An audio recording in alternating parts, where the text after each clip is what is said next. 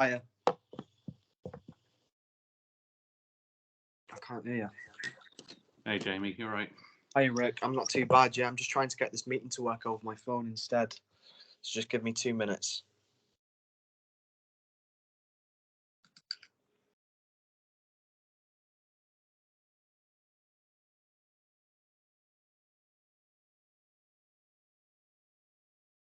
Just going to get the questions up.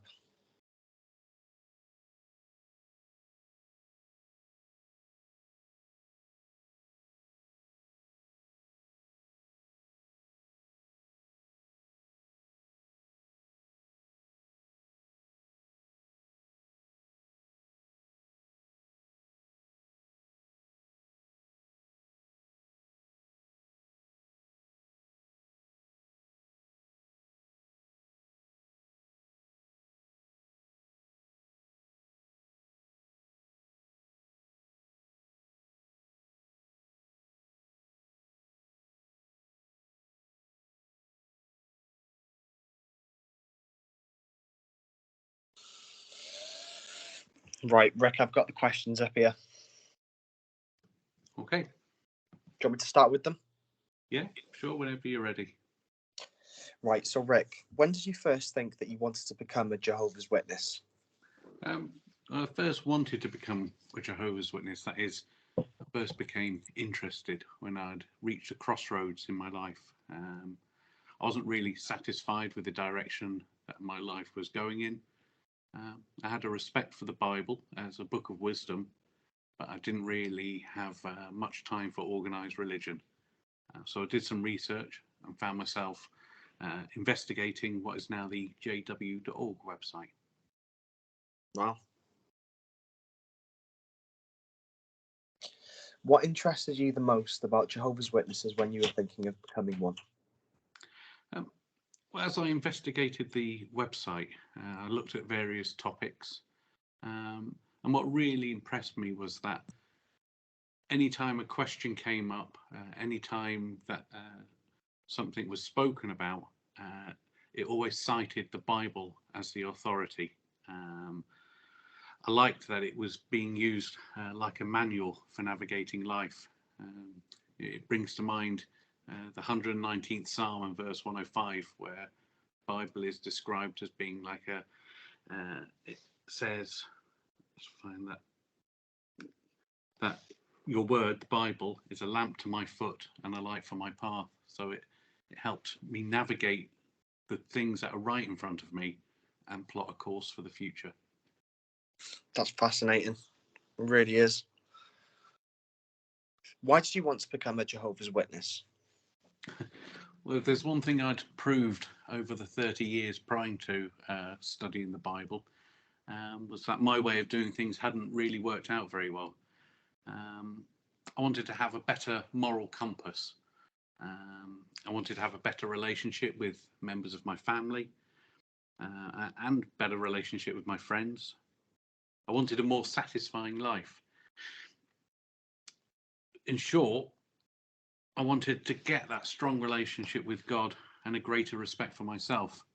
And I wanted to be able to respect others more than I did.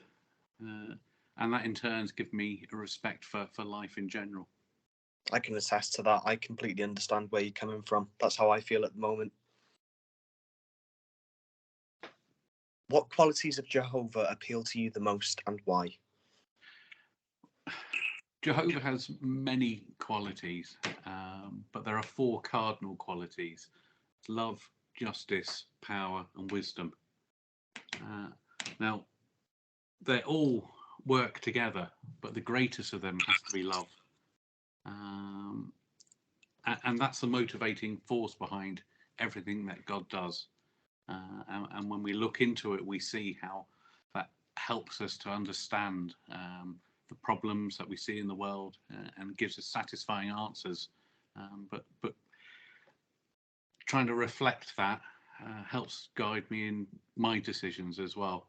So it's not just the love that a man and a wife may have, a husband and wife, but a principled love, a general love for everyone. It's amazing qualities, isn't it? Love, justice, power, and wisdom. They're interesting, aren't they? Yeah, it's fascinating. So when we see that Jehovah exercises power, it means that he has to do it he does it in a wise way. But there has to be justice involved, and again, it has to be governed by love. So it's the way they interlink and work together, it's perfect. That's the best one, isn't it? Being governed by love. Hmm. You know, I couldn't imagine anything better than being governed by love, to be perfectly honest with you. Yeah, that's good.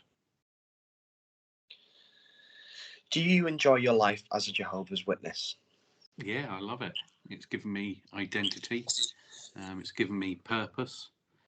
I've got a worldwide family of friends. I can meet another Jehovah's Witness from anywhere, and we've automatically got things in common. It's given me a moral bar, a level to live up to, and that in turn gives me a clean conscience. And there's a saying that the best pillow in the world is a clean conscience. So being able to get a good night's sleep at night and be happy with the decisions I've made, yeah, it's great. Good. I'm glad to hear it. What sort of things do you talk about at congregation meetings? I kind of know about this as well because I've attended a few. Well, it's always a Bible-based education at the meetings. That is the authority. We have 2 meetings a week. The Sunday meeting or the weekend meeting that has a public talk. It starts with song and prayer. And then there's a 30-minute Bible discourse that discusses various topics, but always uses the Bible as an authority. Takes 30 minutes. There's followed by another song, and then a consideration of the Watchtower magazine, which will have an article that's being discussed. This week, the article is "True Worship Will Add to Your Happiness." And of course, then that's followed by song and prayer again. But there's time before and after the meeting to associate with your friends, to talk about things, catch up, talk about the meeting. And then the midweek meeting is more of a Bible-based education. We have a look into part of the Bible, an assigned reading for that week. There's a question and answer discussion based on that. And then there's an opportunity to take part in a school where we can develop our public speaking abilities and our reasoning abilities. And then that's followed by the Living as Christians section, where we're taught, as the title suggests, how to best live our life as a Christian, as a dedicated follower of God. And then we have a congregation Bible study. At the moment, we're looking through a study book together called Enjoy Life Forever. And this is the book that we would use in a home Bible study with somebody to help them learn more about the Bible, Jesus, God, and its promises. It's fascinating, isn't it? I really love hearing about all these things because it's so good for spiritual growth. Yeah, it really is. And it's so important to always see that the Bible is used as the authority. It's not the word of man. It's not just human tradition, but it uses this guidebook for all. Exactly. We've got the Bible as our guidelines, as our guideline. Basically, it's got everything set out in the Bible for us to read. Yeah, that's right. Is the life of a Jehovah's Witness more challenging as opposed to someone who does not believe in God? It's an interesting question because for me personally, I'd say it's proved to be far less challenging. The principles found in the Bible, along with the meetings that we attend and the Bible-based guidance, has made my life far easier to navigate. I couldn't speak for other people as to whether it's more challenging or not. But having spoken to a lot of people in the congregation over the years, they certainly would echo my sentiments. Let me rephrase it. Compared to when you didn't believe in God, is your life more challenging now, or is it less challenging? I think it's less challenging. There's a pressure always to move away from the life I've chosen. That whether there's to be dishonest is a very common thing in the world now, in society, to behave in a certain way. But to live up to Bible standards, it can sometimes feel difficult, like you're swimming against the tide, but it's always beneficial, swimming It's better against for you. It's better for you to take that road, because Well, yeah. because at the end of the day, the road to life is one that's quite narrow, and it's not something that many people go down. But if you do decide to go down there, then you gain everlasting life. And if you swim against the tide, it makes you stronger. Yeah, exactly. It makes you So stronger as well. It's always the best decision. It's proved whenever I've made a decision based on this, then it's always proved to be the best decision. I see exactly what you mean. Have you been presented with challenges which have strengthened your relationship with Jehovah?